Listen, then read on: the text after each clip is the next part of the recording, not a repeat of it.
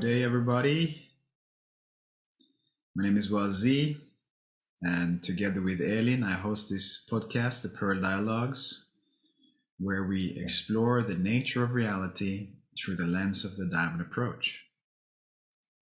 With me today, I have Vince Draddy, and we explore a host of different topics, ranging from how to work with our instincts, the power of our instincts, aligning with truth in everyday life, how to maintain good health, and a host of other things. If you're new to this approach, you can check out the website in the description, which has an intro to the diamond approach. As always, I invite you to sense your arms and legs and be in the present in receiving the transmission of this conversation. I really enjoyed it. Okay, all the best. I was reflecting to myself upon this podcast series. So I've done about, or me and Elin. Elin is another co-host. She won't be with us because she's doing some episodes and some episodes not. And then I was thinking about this podcast and this episode with you, and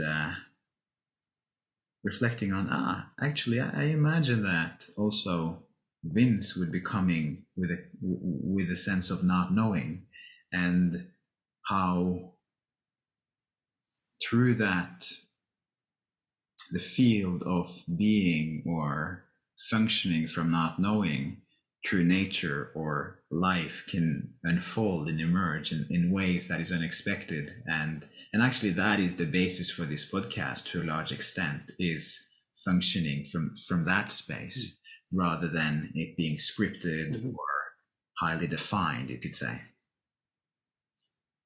Yeah. Nice. Yeah. So welcome to this space. I never saw anyone who has more not knowing than Hamid. Oh yeah, that's good. Yeah. Wow. When we were training, we went through the training. At the end of the training, Hamid would see each one, do a session with each one of us in front of the group.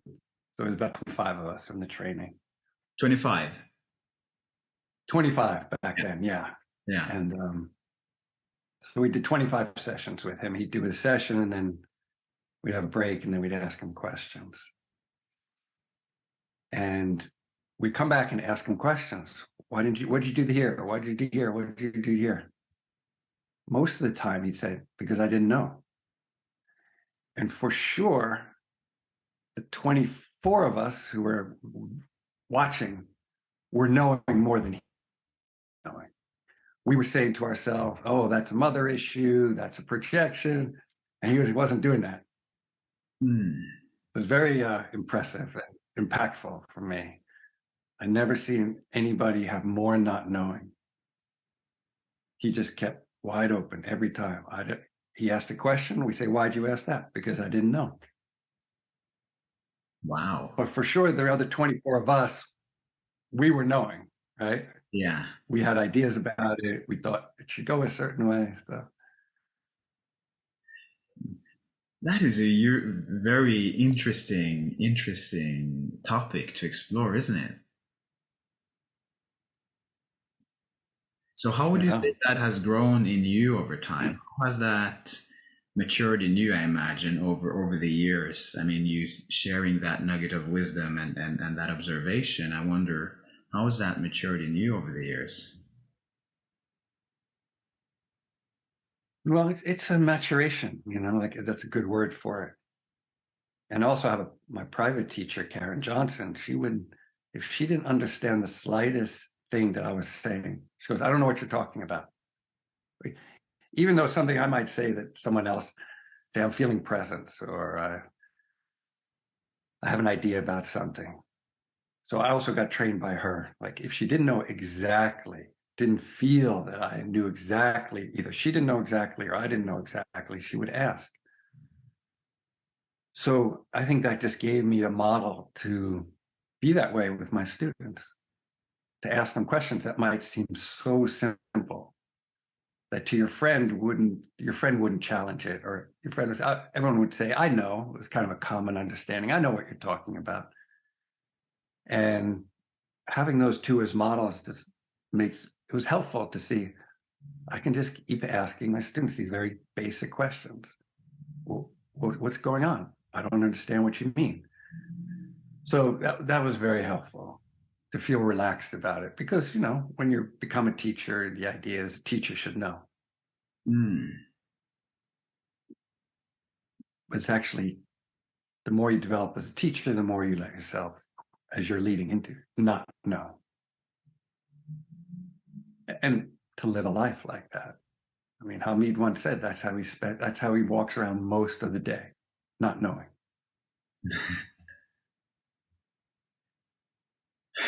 Yeah. The word or the sense of liberation actually opens up in my soul when you say that, because there is something so liberating about not. Yeah.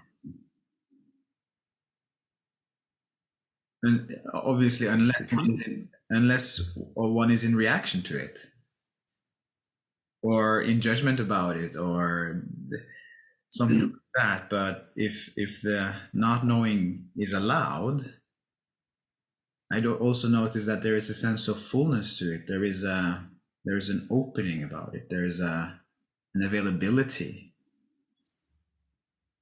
Yes. Freedom.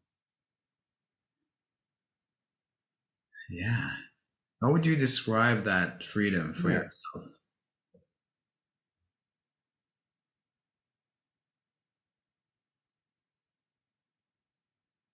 Well, the first word that comes up is simplicity. Mm. Like the usual self is always trying to assert itself. This is this, this is this, this is a tree, this is that person, through a kind of usual kind of knowing. So when you think of not knowing, it's just pure simplicity. You look at a tree, you don't know. You're not naming it. Mm. You look at your partner, you look at your kids, you look at your students. That not knowing is just pure simplicity, which is a huge challenge to the normal sense of self. There'll be great resistance to it. Yes. And I know from my own life, I work as a school teacher, primary school teacher. I have been for the last year. And in What that, grade? so 11 and 12 years old. I have a 12-year-old son. You have, huh? Yeah. Yeah. I mean, I have a 25-year-old daughter, but I have a 12-year-old son too. As well, huh? Nice. Yeah. And I just noticed within that space, being in that field, being in the world where not knowing is quite rare, I would say. People are primarily trying to figure things out and in the know and trying to find to grasp what's going on. How would you say bringing this wisdom into your everyday life, into parenting, into daily tasks, grocery shopping, how do you view that, and what's your personal experience with that? Well, you get supported by the practices, right? The sensing will allow the simplicity. The sensing is a direct experience, right? It's not a usual knowing. Meditation helps with that space, right? To not know. And then the ongoing inquiry about who wants to know, who's arising, what's the inner dialogue, what's the chatter, what's the judgment. So those aren't going to go away automatically, just in the simplicity. Those will still arise. So you learn how to work with those. But it definitely, I think, for all of us to walk around, because the fear is, because the experience is, I have an empty head. Right? And from culture, that's considered a negative. You're empty-headed, you're airheaded.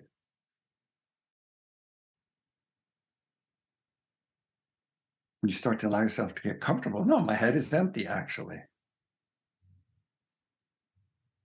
We don't need to know a lot of things. We don't need to have an inner dialogue going all the time. Then, you turn towards the strawberries and you want strawberries, it happens, right? And that's it. Yeah. But I mean, I think for myself and everyone's ongoing process. Yeah. One thing that I see is, and also see as a challenge, is the intersection between this deeper experience of freedom and not knowing, and how they intersect with the instincts. For instance, the self-preservation instinct, the sexual instinct, which can be so intense, such intense energies and cravings and desires and needs that arise in one's body physically, as emotions or whatever it may be, and as habits. I eat every day 4 p.m., for instance, right? That can put you out of a space of not knowing. For instance, if you're in a space of not knowing, then there would probably be less of that. Can you see that? Have you? I'm curious about if you have anything to say about that. I have a lot to say about it. Yeah, wonderful. I think about it all the time. I think about it all the time. Yeah, because the instincts are so primary. Yeah. Now, a lot of spiritual traditions start with the instincts, right? They start with social, sexual, survival relating, right? Well, let's take care of that. Let's put a boundary on that. Let's put a limit on that as a way to support some kind of realization. Has some good function. Diamond approach tends to do the instincts later because it's quite sophisticated to work with the instincts in an intelligent way where you're not repressing them, you're not acting them out. But the instincts are aligned with the self, aligned with the sense of self, right? So every movement, every spiritual practice we do will be considered a threat to the usual sense of self because of the instincts.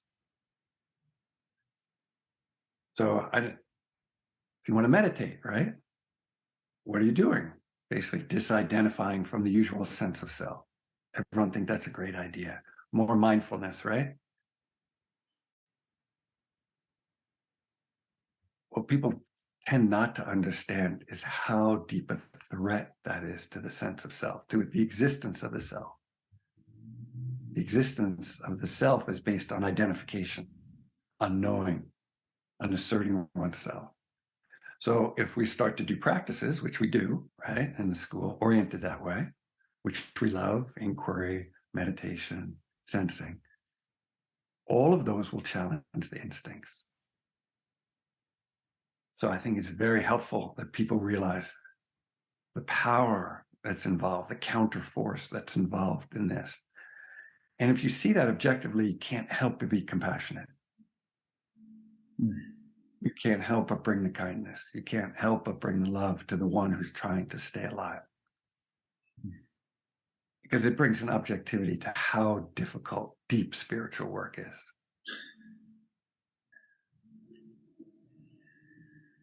Yeah. Which is different than having experiences, right? You have experiences in a retreat or in a session or an inquiry, like those. Diamond approach, the way it's structured, makes it not so hard to have those, right? All the intelligence and beauty around that. Yeah. But the work for people ongoing will be working with the instincts or the animal soul, we often call it.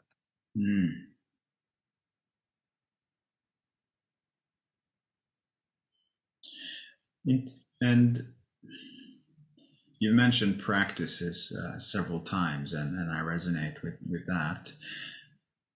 In everyday life, what do you view as an effective way of working with the instincts and those instinctual energies and drives? Yeah. Well, these days I kind of look at 4 parts of the teaching for my students. So they're used to hearing this a lot. So the force of the instinct is so strong, right? It was survival instinct, right? Working with those needs another kind of force. And that force is being in touch with your deepest desire. You won't overcome the instincts with your individual effort. No way. Not gonna, and if you do, it's gonna come out sideways, which we know, many, many experiences of people with deep, deep realizations acting out in hurtful ways. So what I see in myself, what I see in my students, and I'm always been studying Hamid since I read his first book, right? How does he do what he does? It really took me 20 years to understand Luminous Night's Journey, that book. One of the things clear for Hamid was he loved the truth. Emphasis on the word love, right? Because that's where the power is. That's where the force is. So he was just able to align with that. Most people are not clear about what they most deeply desire. It's not a simple thing. Once you're clear, that force, that love will do the work. Right? You won't have to be struggling with your sexual instinct or your social instinct. But it's quite a process to be aligning with that on a regular basis. Whatever it is, the diamond approach posits the ideal of love of truth, right? That's not it for everyone. Not everyone, we kind of assume that sometimes. You have to find it for yourself. Some people want peace. Some people want freedom. Some people want to be of service, and it might change. For me, it doesn't matter what it is. It's aligning with that force. That's the ground of that. Man, that is a gold nugget. There is gold. That is so gold. That is so gold. It took me a long time, but that's why I tell people to read Rumi. Or I tell people, all my students, they have to read Heart Dweller. Heart Dweller? By Karen? Who wrote that? Hamid. Heart Dweller. I don't know if I've read that actually. Okay, good. All the books. Get another convert. But that's not. This is not a book. This is not a book. It's about 30 pages. They call it a lithograph. First thing, I think it's the first thing he ever wrote. Yeah. Wow. So put that on your list. Yeah, definitely. Because this is before the realization. Yeah. This is when he's talking about his burning, his longing, his sense of failure. He doesn't know what to do. He's praying. All the stuff that led to the diamond approach. Yeah. Wow. So a lot of people don't know, you read the books and it's all baked, right? In a beautiful way.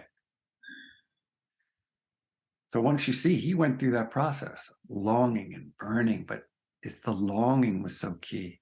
His connection with Rumi is so important. So I encourage all my students, cultivate the relationship to the longing,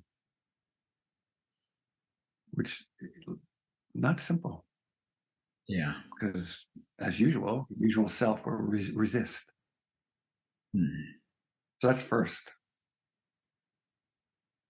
And maybe the hardest.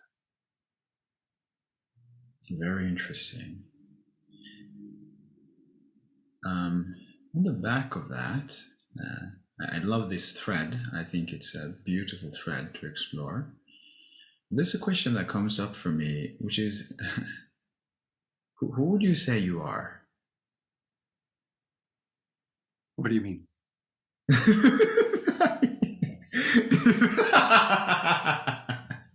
That's a good question. I'm just wondering. Yeah, I don't know where that question comes from. It's the question, who are you? Like, who would you say you are? It's a very open question, really. However that lands in you, it's just a curious question. Oh, it makes me curious what's the motivation? Like what are you feeling to ask that? What are you hoping for or looking for? Yeah, okay. Yes, yeah, good.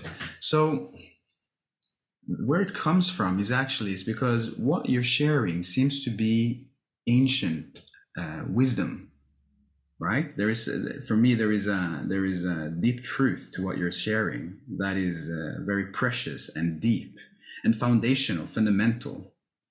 And in some like Mhm.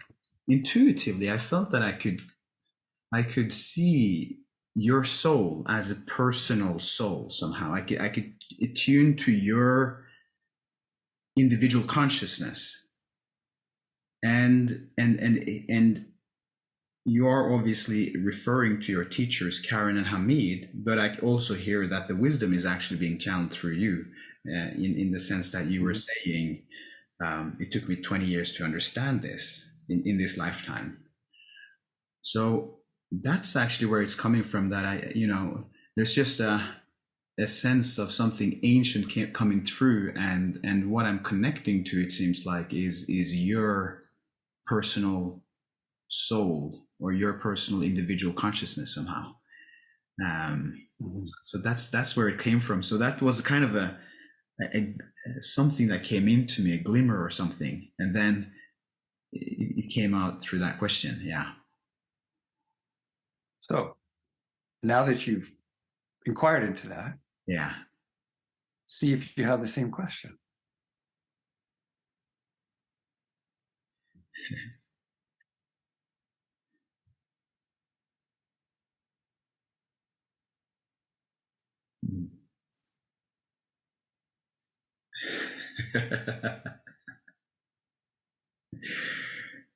Um, I feel emptiness. I feel emptiness. I feel an openness and a not knowing. Yeah.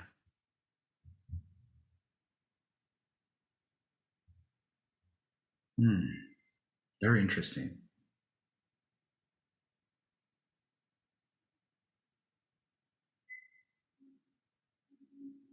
May I ask what you are experiencing now? You can ask anything. Okay. Yeah, you can ask anything. Okay. Yeah. What are you experiencing now? I'm experiencing pleasure, like seeing what's unfolding in you. Like I feel a pleasure Hmm. and an emptiness, like you're experiencing. Like when you say, "Who are you?" I never think of it that way, right? Sometimes I'm a dad, sometimes I'm a husband, sometimes I'm a teacher, but it's not something I relate to, that question. Hmm. Would you say that you relate to the question of what are you more?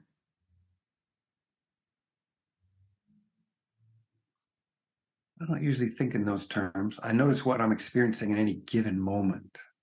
Yeah. Now, I'm always asking my students who, and they say, I feel fear, I feel a judgment. I'm always saying who, but Yeah. mostly to point them to the identity, Yeah. right? If you're not if you're not identified, you won't have that feeling of who. Hmm. It's more I am, but not as an identity. So I move around, right? Sometimes I'm identified. Yeah. Sometimes I'm reactive. Sometimes I'm not. You know, on the meditation seat, I'm a Buddha. Hmm. And when my wife's not happy with me, I'm somebody else. So I don't think like, who am I? Yeah. In that It's sense. what's happening in the moment. Yeah. Yeah. But it's an important question. I ask my students to ask themselves all the time when they have a reaction. Yeah. Who am I taking myself to be, and so forth. Yeah. Now, Even I just say who, yeah, who? because even who would I take myself to be could be one step removed. Yeah, it was primarily to elaborate. Who's hurt? Yeah. Yeah. I'm with you. Yeah. Yeah. Yeah.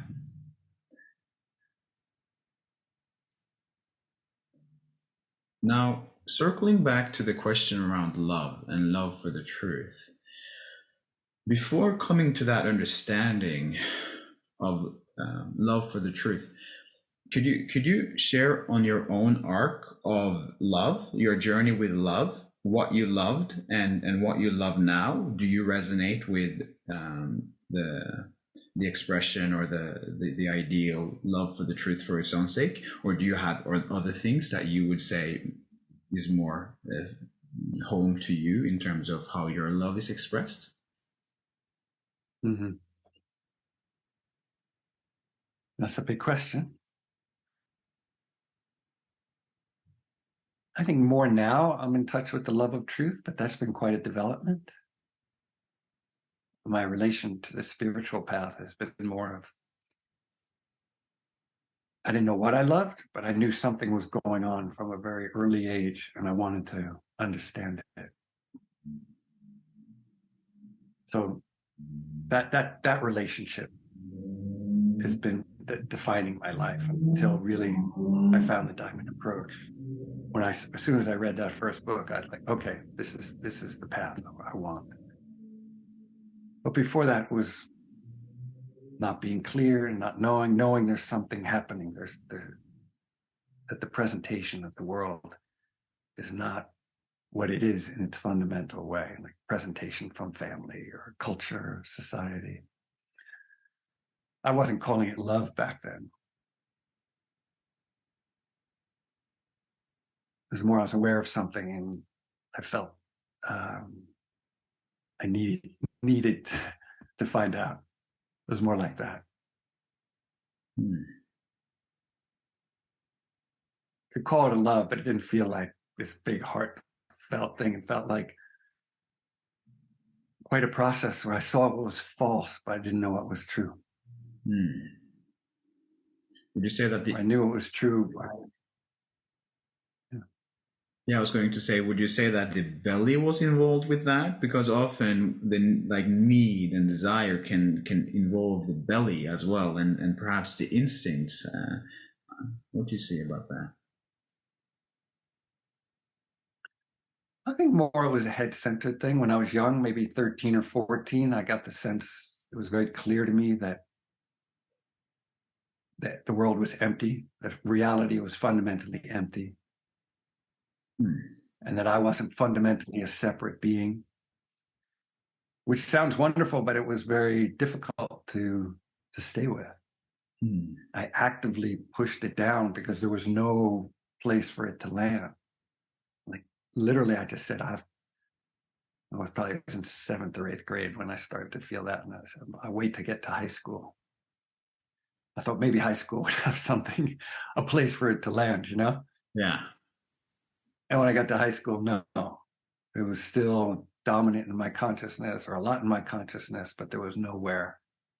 I didn't see anybody talking like that, or I wasn't in touch with books like that. Some contact with Plato, so that was helpful, but I didn't quite understand it. So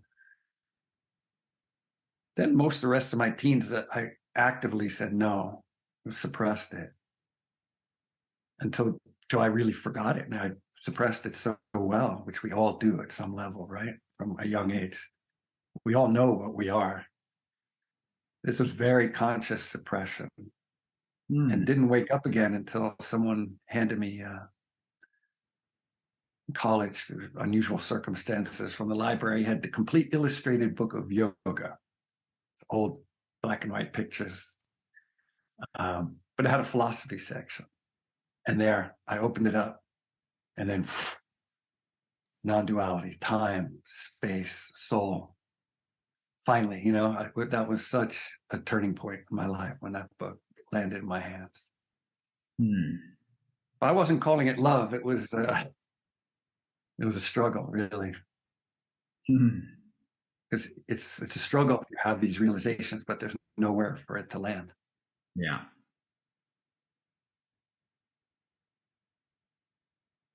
And then it's not till I read The Diamond Approach where after, what was it, 28, 29 when I found that book. So from 20 to 28, 9, I was still trying lots of different things. But I was I knew there had to be some I was calling it back then, the least common denominator practice. Like you didn't have to have a special teacher or a special book or superhuman powers. Like there had to be some way that anyone could allow their soul to unfold. And when I saw a Diamond Approach, when I read that first book, I thought, oh, this was it. You stay with your experience. Now we know how hard that is, right? So that's what the teaching's all about. But that's the core. Once I saw that, I knew basically I was home in terms of a spiritual path. You stay with your experience. That's it. That's it. Which makes a lot of sense. The hardest thing to do. Yeah. But it does make a lot of sense, because what is life beside experience, right? You know, it's just an ongoing process of experience, essentially. Yeah. So if you learn how to stay with your experience in the most real, intimate, true way, you know, it's there's just something essential about that. Yeah. And that comes from the love, because you want to, not because you want to achieve something or get somewhere. And that's where Hamid was able to be so pure in his love of truth. He wasn't going through the Diamond Approach. I say sometimes he and Karen were the only ones not burdened with the teaching. I get you. Yeah. All right. Because we're always referencing now with this vast teaching. Like, we tend to reference, oh, there's that, that's that. Should I be there? And they weren't doing that. They were just on the journey, exploring. Yeah. And then the pros of actually going in the Diamond Approach is that you have Diamond Approach teachers, for instance, that can actually guide you. I hear a lot of people saying, I would have just loved to have a Diamond Approach teacher when this was happening in my life, or at that stage of my life. You know? Yeah. No, it's a great blessing. And the teachers and the teaching should always be oriented to your individual experience of the teaching. Yeah. Right? But that's a big thing, how to engage with the logos of the teaching without, you know, sometimes you got to let the teacher go, the teaching go. What's your own experience? But it takes time, right? Because the teaching itself is so compelling, right? You go to a weekend and you go to a retreat. Teaching is so magical and interesting. Yeah. So the dialectic that comes up for me when you speak about that is dependency, independency. So they can develop, and I imagine this manifests on a spectrum for each individual, that one can become over-dependent on the conceptualization of the teaching. So to find the balance between really staying true to your experience, independent of the teaching, meaning just a direct relationship with reality itself, without contextualizing it within the teaching and actually living in the most raw expression possible. And then seeing where that can meet the logos of the teaching, you could say. And obviously this is not a there is no essential separation there, but I'm just making a distinction, which that comes up for me when you speak about this. Yeah. Well, I just know how I related to the teaching for many years. It wasn't necessarily an intellectual conceptualization of the teaching. Go to the teaching, and you know, if you got your butt to the chair and you paid attention and did the inquiry, something really good was going to happen. Yeah. Like you could count on it. Yeah. You didn't have to do much. Yeah. Just show up. And it was a real experience, right? Yeah. It felt great. And then you leave, and then, you know, we used to meet once a month. So I knew there'd be another teaching in a month. Yeah. And it would be good. Yeah. So in that way, that's more what I was talking about. You don't have to struggle for years and years, like sitting facing a wall or going through a lot of stuff. Like teaching provides quite quickly with the with the wisdom and knowledge of how to access essence. So for me, I know that became because I go and get the goodies. Yeah. It was real, like I was meeting something real, but I was using it like a kind of crutch or candy shop or something like that. Yeah. Interesting. Yeah. I wouldn't say I can't identify the same. I see that as a thing. I wouldn't say that I've been able to identify the same pattern in myself explicitly. I remember when I came to it, I started reading the books only for a very long time. And in that sense, that gave me an opportunity to be, in some sense, more independent because I was just grappling with my process and getting the transmission through the books only. So I didn't have that reference, you could say, or I didn't have something to depend on in the same way. I was just there, the books. And I recognize that. I recognize now how that gave me a sense of independence and actually a deeper grounding in what we're speaking about here in terms of just staying true to my own experience first and foremost, and the relationship with reality itself. Great. Yeah. Yeah. I read all the books too, but I wasn't so grounded that way. I see.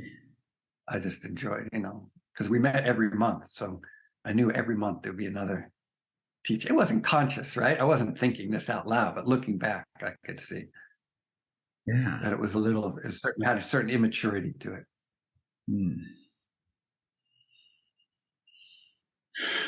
Wow. I have an interesting question. What do you feel in life? When do you have the most fun in life?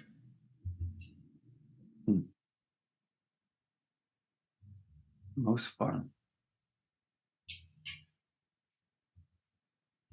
It's a nice question to contemplate. I love meditation. I don't know if you call that fun, but a deep satisfaction, joy around meditation. And Sunday was Father's Day, so we got on the kayak and paddled up the river and jumped off a rope swing. It was a lot of fun for me. I like physical things. I've been very physical. So, I have 2 kids, so that's a lot of fun having kids. Dancing, I have a lot of fun in my life. So I have a follow-up question.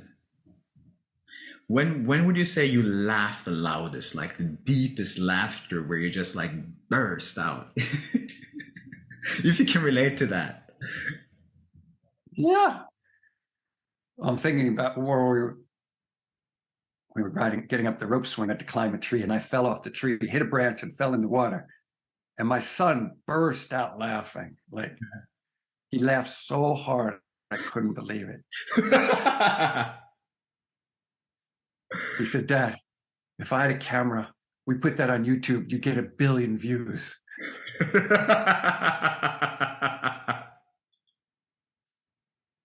Yeah. So that made me laugh, even though I was hurting, my back was hurting.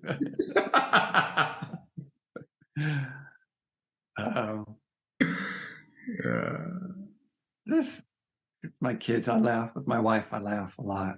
I don't know when the loudest laugh would be. But Yeah.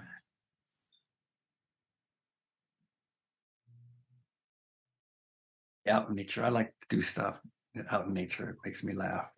And sometimes you get the cosmic joke, right?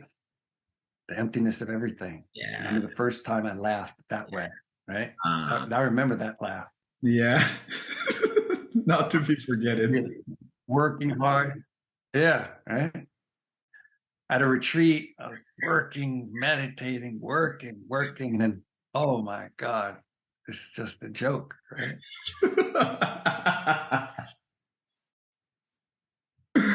Yeah. So I do remember that laugh. First time I laughed like that. Yeah. Yeah. I love those ones. Yeah, I can get that when I'm with friends and we recognize often is connected to recognizing the same thing in the same moment, and usually it has a component of insight. So arriving at the same insight at the same moment and simultaneously being aware of the cosmic joke of it all, usually that leads to that eruption of laughter, which is just like thunderous. Well, it's nice you have friends like that. Yeah. Definitely. Yeah, I'm really grateful for that. That's such an important aspect for life in life for me. I mean, without that, oof, yeah, I just love to have fun in these ways. Yeah. And you're in Norway, did I read? I'm in Norway, correct. Where? Oslo. Mm-hmm. Yeah. Have you been? Been there. Yeah, I've been there. Oh, nice. What occasion? Oslo. The occasion, I used to be a runner. I was a professional runner way back in the day. So I ran Oslo Bislett Games. Oh. You know, every year they have a big track meet in Oslo, very famous in track world. Yeah. And then we went to a little town, I think called Bergelo. Bergen. In the fjords. What's it? Burslo. I've never heard about Burslo now. I'm probably not pronouncing it correctly. Yeah. There's a little town in the fjords. They grew minks or something. Or they had a track meet over there too. You still run? No, that was a long time ago. Yeah. So do you exercise nowadays? How do you keep your body fit and healthy? Yeah, I learned a Qigong practice. I lived in Asia for a couple of years and learned a Qigong practice, this 5-animal form that I just have stuck with for 30 something years. So I try to do that every morning. And then we moved from California to Virginia 2 years ago. I live in the woods here, so I can, every day I walk in the woods to a river, jump in the river. So that's my exercise. Cold? Is it cold? It's cold in the winter. Yeah. Oh, and you swim in the winter? It's warm in the summer. You swim in the winter as well? I don't say swim. I stay in there for 2 minutes, you know? You do, huh? Cold water thing. Yeah, I got into that. Yeah, you got onto that, huh? I got onto that. Yeah, good. It's really good. I miss having the cold water in the summer.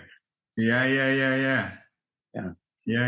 So being in that experience of being in it in 2 minutes, thinking about, when it's at its coldest, how does that challenge you, and how do you kind of apply yourself when you're in that situation experience? He is relaxing. Yeah. I mean, to go into super cold water, it's a buildup, right? When I first moved here, I couldn't do it. So it took a year of finishing my showers with cold water, right? It builds brown fat. So it's not like you jump in and you have this shock when you're not used to it. So that's different. People think if you go into cold water, you have that shock feeling every time. No, that would be too much. Traumatizing, right? So it's more like you go in, it's not shocking, but it starts moving the blood in very intense ways. And it's mostly relaxing. So I have a lot of practice doing that. That's the main thing. Not much different than our own sensing practice, staying relaxed. But it doesn't hurt like when I first did it. It just hurt. Yeah. This doesn't hurt. It's just you have to deal with all the intense blood flow. Shooting to your head and going shooting to your organs. Yeah. I appreciate that discrimination, because cold water swimming is quite popular here in Norway as well. I do it a fair bit, I would say. And I also have been doing Yeah, definitely. And sometimes it's paired with sauna. That's an excellent experience. Yeah, we have saunas. Yeah, I have a sauna. You do have a sauna as well, huh? Yeah. I have an infrared sauna, yeah. Nice one. And also doing the cold water showers, actually ending with cold water. I've been doing that for years now. This is a really good thing to, keep the body alive. Yeah. I was talking about with my friend. They're like, "Oh, it's good spiritual practice." And I said, "I don't know, Because, you know, when you get in cold water, you Yeah. feel a certain kind of pride, Mm. right? I can hear you. I can hear you. It's good for the ego. Like if If you make it, if you you like to make it. talk about it, Yeah, it can be, can be. if you make it. I don't know what it's like cold water swimming in Norway. That's a whole different thing. I mean, you can get cold, I tell you that. Yeah, And one it's cold time, outside, right? yeah, I mean, one time I went, it was minus 10 degrees in the air. It's super cold. And I went to the ocean, diving into Ooh. the ocean, swimming in the ocean, and then getting out, minus 8 degrees, and then trying to get dressed. No, that's another level for me. I don't go in that, you know, it doesn't get so cold here. Okay, how cold does it get? Well, I shouldn't say it gets, you know, at night it gets into this Fahrenheit. I would deal with Fahrenheit in the 20s and teens, maybe. So 32 is 0, right? Yeah. So I've never gone in the water when the outdoor temperature is less than 0 Celsius. Okay, okay, yeah. No. Yeah, So yeah. you're next level. Yeah. I love that. Yeah. So good. Yeah, that was a little bit of a tangent, but I think Yeah. it's life, you know. So I'm curious, how has it been to you've worked with Karen for a long time now, I imagine. I mean, how many years? 30. 30 years. Mm. Yeah, how would you describe your relationship with your teacher in that way, your private session teacher? Well, it's changed over the years, right? So I don't think there's one way to describe it. I mean, we don't hang out together outside sessions, but we work together. Like we work together on the building and we teach together sometimes. Um, I just have such a deep respect for her love, for her love of the work, for her realization, her precision, her pushing me sometimes. So there's an intimacy that's really unique. And that's true often with teachers and students. Like your teacher, you have experiences with your teacher that you never have with anyone else because your teacher can go so far, right? And been down that path. So I say deep respect and intimacy.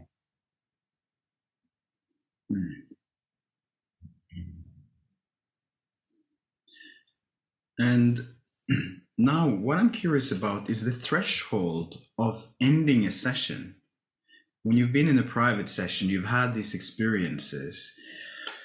I can imagine that threshold of moving out of session and into just day to day or whatever it may be. I can imagine that people relate to that differently. Like some people may flow with a sense of contact with the material that emerged. Some people might go like a light switch, you know, the light switch is on, they're in session, and then they go out of session and then it goes off, you know, straight into. So how do you view that? And do you have anything to share upon that? That's a good question. You know, even these days when I teach on Zoom, I do a group or a small group, I always tell people, okay, if you can, when you turn off the computer, right? Put down the laptop, even 5 seconds before you move to something else, right? Because we all know how compelling the functioning and relating is, right? It triggers all these neural pathways about functioning and relating and, so, you know, the instinct. So I think it's just good to be conscious. In the early days, I had trouble. I couldn't function so great afterwards. I had to give quite a bit of time because the session was so impactful. And especially the first few years, I really It was hard. It's hard to function in that first half hour or so. It's not like that now, but I still always make a gap after my sessions. I have a gap between whatever I do next. But yeah, I think it's a great question that everyone involved in spiritual practice it's good to keep conscious.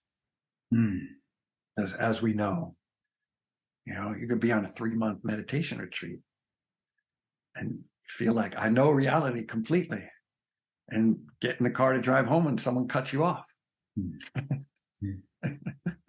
The car is a good place to check your realization.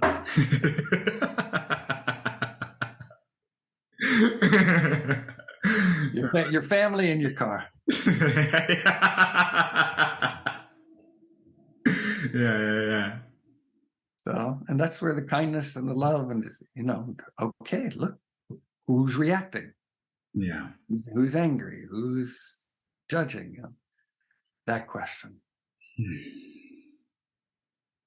Yeah. Who's reacting? Who is screaming? Who is... So when it comes to these emotions, people speak about the distinction between actually expressing your emotions, being true and real in that way. Sometimes anger is actually useful in certain situations. Or is it, right? So what are your reflections on actually, expressing those emotions versus inquiring into them versus just allowing whatever to come through or is happening to come through? Mm-hmm. What's your take on that? Yeah, it's a good question. I don't have one take on it. I think key is disidentify. So that's where the who question comes in. Like, who's angry? Okay, once you disidentified, oh, there's a structure. There's a young structure who's angry. When I say disidentify, doesn't mean to move away. The more you disidentify with something, the more you can be intimate with it, right? You're not in it. So you're not caught up in it. So, that's it. Let me feel that. Yeah. And so that the more disidentified you are, the more you can actually feel it. Then there's less impulse to discharge it. Right? The more identified you are, the more you're going to need to discharge it because you can't tolerate it. Mm-hmm. Right? This is me. I hate you, or I'm angry with you, or I'm withdrawing. But if you see like, oh yeah, that's the structured part of my soul, this young, hurt, scared part. And when you have that space, which is, I realize what Hamid was able to do so well, disidentify, not dissociate, right? Disidentify. And then you can come close to it. Oh, what's that feel like? What's that anger like? And, all the ways we know how to do that. Sometimes it's helpful to hit and kick, but hit and kick while feeling. Hit and kick, what's that? Hit and kick while feeling. What is hit and kick? Hitting, like you're on the mat, hit and kick. And do you ever do that on the mat? Your teacher have you hit and kick? And I only work online, unfortunately. I would have loved to do that. Yeah, that haven't happened to me, no. Oh, well, you can ask your teacher and you set up a mat or bed or whatever and get the camera there. You can get on, I do it online. Okay. And so part of it is that's a big discharge, making sounds, hitting, kicking, different kinds of breathing. Yeah. Really useful and important to break the pattern, our usual tension patterns. But there's a difference between hitting, acting it out, like say, discharging it while you're feeling it. Yeah. And I have a friend who is a researcher, and she said, I was telling her about it, and she said, well, the research shows people expressing their anger, it just tends to continue the cycle or even build the cycle. You get angry and you express your anger. And she's right?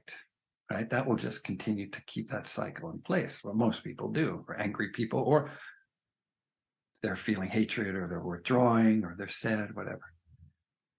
When you when you disidentify it, then you can let yourself really feel what it feels like in your body. And then the breathing and the movement will help you feel it even more. And then you can work through it.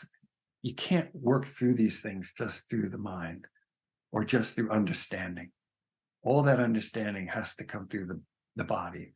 And sometimes, plenty of times, it's fine to sit and breathe in your chair, but it's often good to have more space, like a mat, and get on the mat and move and yell and or jump or hit. So yeah, ask your teacher. They know how to do it. But definitely, I think even for myself, I tend to do it less on Zoom, but encourage my students have a setup. We may not get on the mat every time, but have it set up. And usually more in the beginning, in the first 10 years or 15 years. I was on the mat every session for 15 years, probably. But not so much anymore. I see. Yeah. Yeah. And obviously, different teachers apply that practice more or less, depending on, what worked for them or maybe Exactly. approach. So that's, Exactly. yeah. Exactly. And Yeah. for me, I need to keep fresh every time. Am I getting into a rut? Am I not doing it, or I am doing it? We all get into patterns, and Zoom has changed things a lot. Yeah. Well, it's opened it up so you can have a teacher while you're sitting in Norway. Yeah. Exactly. Right? Yeah. That's fantastic. So, That's fantastic. yeah. But it's always a good question. Generally, you don't need to express your anger to people in general, especially if you're not feeling it. You say, I'm angry, and you can feel the anger rather than saying you're a jerk. There's a big difference. Yeah. It takes a lot of practice. Capacity. Yeah. Personally a work in progress myself. Yeah, me too. Definitely. Yeah. Another curiosity that comes to me is in this stage of your journey, what do you find to be most alive for you? There's two ways. It's my personal, what I'm feeling personally, and how I'm functioning as a teacher. So I spend a lot of time thinking what's working for Diamond Approach students with this teaching, with these practices. What's not happening? I don't want to have a student who's been in the school 10 or 20 years and they don't know how to relate to themselves with kindness or love. But that happens. So what's missing in me? Like what am I not doing? What's not happening, and what could happen better in the school? So that takes up a lot of my time, a lot of my interest. It just happens. That's what I'm doing these days. And I experiment with my students all the time, trying things out. And so in my functioning way, that's where I'm sitting. In my own personal process,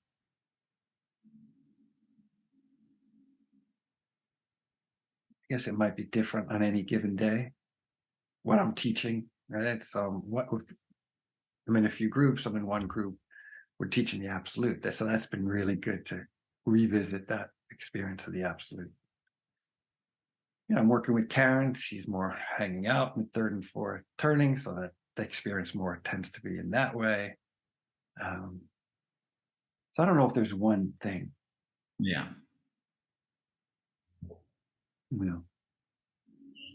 I'm adjusting. I lived in California 30 years, so we've just been here 2 years. So I'm not hanging out with my friends as much. I'm more in nature so much. So it's a more inner time for me than it has been. But there's a lot to say about it.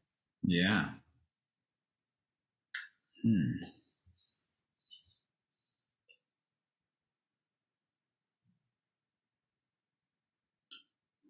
What's your take on what would you say is the main difference between elder and youth? What's your impression of the distinction between being older and younger? And how do you see that maybe within the context of the school? I have to say, I don't contemplate it that much. Yeah. I'm glad you bring it up. And you're on the youth council, and so there's a youth council. Yeah. I've been teaching for a while, so most of my students are older. I don't teach new groups. I don't have new students. Mm. I'm trying to think, do I have a couple of students in their 40s? Probably. Late 40s. I'm trying to think, like, is there anyone left in their 40s? There might be, and I'm sure they'll be offended if they watch this, but I can't think of it right now. But it's interesting to me. It's interesting, right? It's a different time for you. How old are you? I'm 29. 29, right? So that's when I got into the school. Mm. It's hard to find Hamid. He was, unless he was teaching a group, he would give a talk maybe once every 2 or 3 years. Yeah. At that time, when you got into the school? And he was around. I lived in the area, in Berkeley, Oakland area. But yes, not so different now. You just can click on YouTube and find endless videos of Hamid, and he's been teaching in all the groups. And so I have to be honest, I haven't contemplated your question. Yeah, it's fine. You know, I have a 25-year-old daughter, so I know that from that way, but not in terms of spiritual life. I mean, so much is available. Like the struggles I went through in my teens looking for something. You just click on anything on the internet and you find all these non-dual teachings, channel teachings. It's just so much available, which has got its benefits and its probably its drawbacks, right? Because there's so much. People tend not to pick something and then go deeply into it. So that's the value of having a path. Having a non-dual experience, it's not that terribly hard if you create the circumstances. You know, through an inquiry or meditation retreat or some plant medicine or whatever, like those things are available. And they're great, right? To show people reality. I only know from what I know and see is that spiritual work is really challenging. Right back to where we started, like the instincts. Yeah. So many experiences won't challenge the instincts. What challenges the instincts is the ongoing, repeated, who is this, right? What's it like to sense my body deeply? If you're going to sense your body deeply, it's going to challenge the survival instinct. Guaranteed. But I don't know that many paths beside the diamond approach who go into the detail of that and all the support it needs. The teachers, the small groups, the private sessions, your friends, the teaching, like.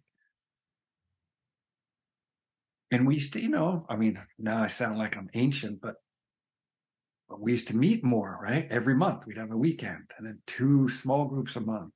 See my teacher every week if I could afford it, right? Or every 2 weeks if I could afford it, right? So everything was going towards that.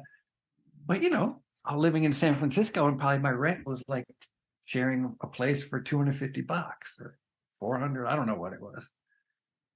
But so much more expensive. You live in one of the most expensive cities on the planet, right? Yeah. Fortunately, higher wages as well, because not every, higher wages. For not every place is like that. That's a good point. That's a good point. Yeah. But you have, you know, time. There's so much time filled up with internet, connecting, and like that's a different life, right? And money and time, people tend not to meet in the diamond approach as much. And maybe that's fine. I don't know. But I guess to go back to the main thing, I don't know. Yeah. And I do know that question. And I do know that more people actually meet online, which is pretty amazing with the you know, the digital revolution, is that so many people have their soul family, so to say, or friend circle online where they meet for inquiries and so forth. So, you know, the digital age and the new age has afforded us that, but meeting up in person, less so, I imagine, for many, just because of the busyness and the modern era. Yeah. So I don't know. Maybe I'll take up that contemplation, but I haven't contemplated it yet. I guess that's what you Maybe guys have done. not been so relevant, yeah? Not really, but I care about it. Like I'm glad you're Yeah. doing what you're doing, and I have to hear more about your experience. But I have to hear more about what a young person's experience of the diamond approach is. So I just don't hear that. Yeah, that makes sense. Having been in the school for such a long time. Yeah, it's been a delight to get to know you and also pick your brain a little bit, pick your soul. I don't know if we can use that expression for that, but I really enjoyed. I really enjoyed being with you, and yeah, I really appreciated yeah both the what's come through and the feel, the experience at large, and the wisdom. And I feel a sense of fortune uh, to be in this conversation and yeah, some really rare and deep golden of wisdom that I felt come through this space today as well, that has really landed Good. deeply in me. Yeah, it's such a blessing to share something that you love with someone else that you deeply love, right? That is just the most beautiful thing. So thanks for inviting me. And I think you're doing a service, and especially for the younger people or people who don't know the path or learning about the diamond approach or new to the diamond approach, to hear different perspectives, right? Because every teacher's got something different as you're learning. Exactly. Yeah. And so the teaching then lives inside me, inside you. It develops. It's not Hamid's, it's not Karen's. Yeah. So yeah, I appreciate you inviting me. Yeah. So good. Yeah.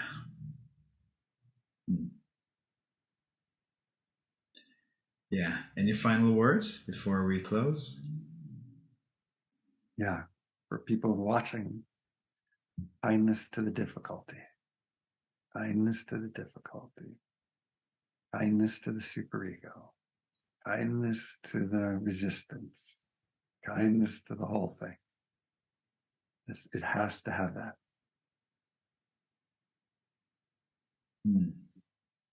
So, because of those instincts, that young, what we call the animal soul, will only move not through just understanding. It has to feel the love. Has to. Doesn't care. That part doesn't care about the understandings only. I think that's one of the most important things I see after all these years. Has to have the love. Loving kindness. Deep, relentless. Be suspicious when it's not there. Yeah. Thank you for that. Yeah. Yeah. To everyone who tuned in, yet again, so much love. Thank you for joining us for this conversation, and stay tuned for the next one. So much love.